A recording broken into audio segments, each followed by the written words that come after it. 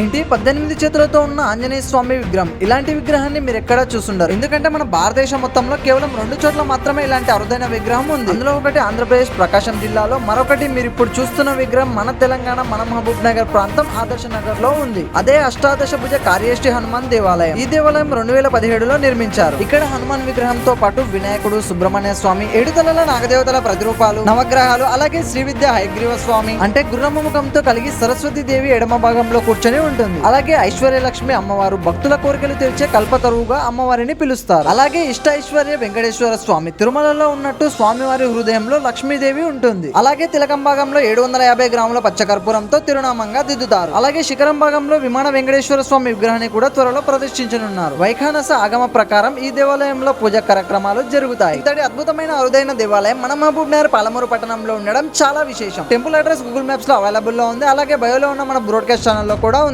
ఇంతటి అద్భుతమైన విషయాన్ని ప్రతి ఒక్కరికి తెలిసేలా ఈ వీడియోని షేర్ చేయండి. అలాగే మరిన్ని అద్భుతమైన వీడియోల కోసం మన పేజీని వెంటనే ఫాలో అవ్వండి. Thank you.